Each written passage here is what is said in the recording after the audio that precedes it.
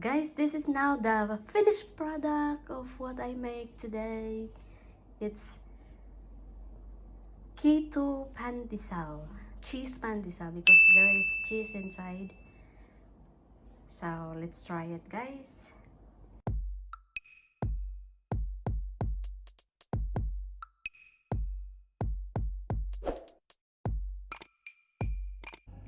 Hi guys, welcome back to my channel.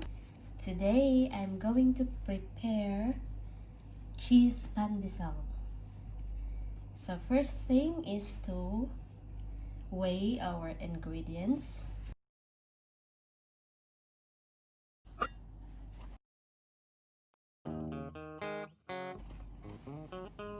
$150.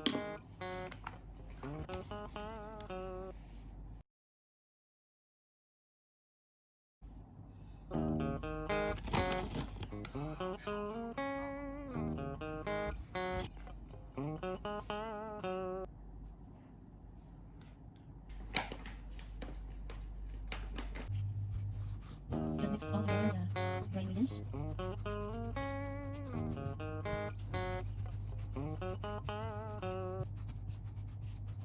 Okay, so these are the 6 eggs that we have. We'll need only the egg whites. Now we add 1 teaspoon of Himalaya salt to our dry ingredients together. And then we will add vinegar, apple cider vinegar, 1 tablespoon.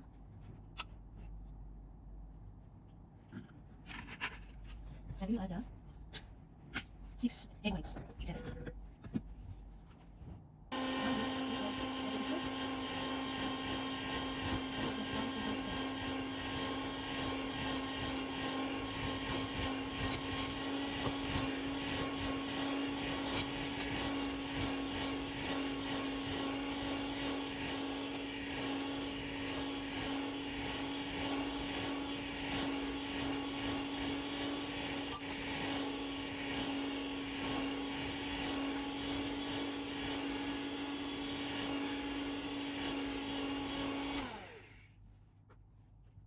And now we will be adding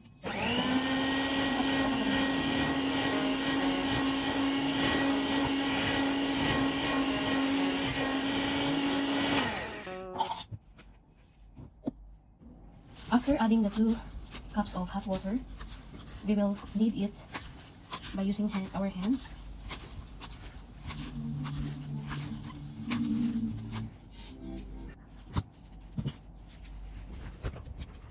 We will be cutting our dough into 2 pieces.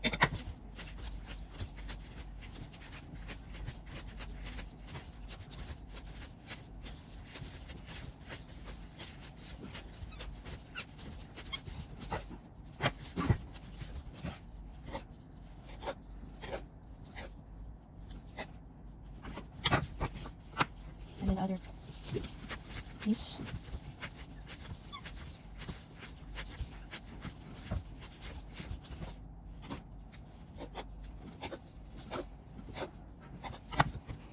We will put cheese inside the dough and bake it. First, we will have to flatten the dough and then put the cheese inside and form into ball, just like that.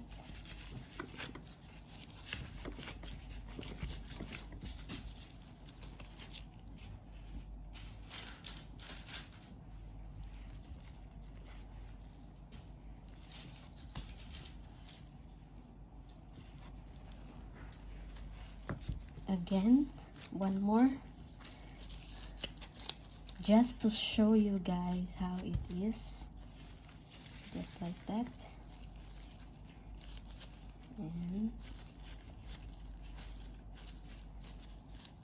close it at the center.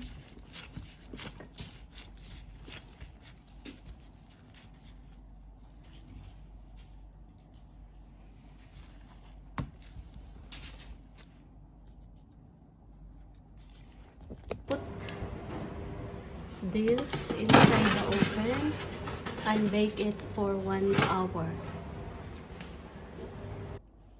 Guys, this is now the finished product of what I make today. It's Keto pandesal. Cheese pandesal because there is cheese inside. So, let's try it, guys. Try po natin isa.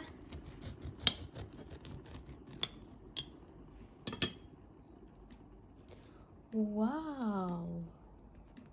Look at that! Titikman natin.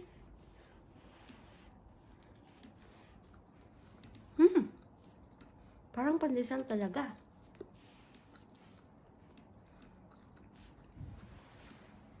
Sarap.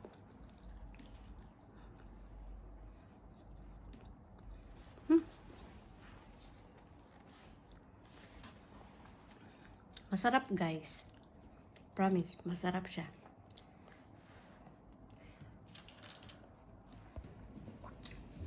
Look at this, guys.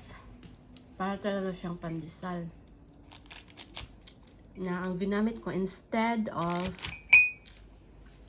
flour, ang ginamit ko ay almond flour mixed with coconut flour. So this is the result. Very nice. The taste is just a bit of saltiness, a bit salty. Saltiness. Is there any word? Saltiness? Yeah, because there's no sugar added, only salt. So this is totally keto pandesal. So try it, guys. Let's take a closer look for this bread. See,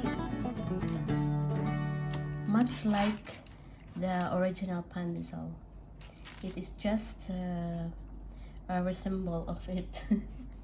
But this time we are using almond flour and coconut flour.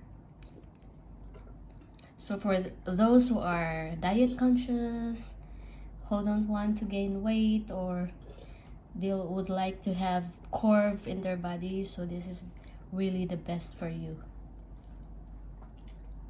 But when you eat this one, just have a limited intake, like 2 pieces, not more than that, of course.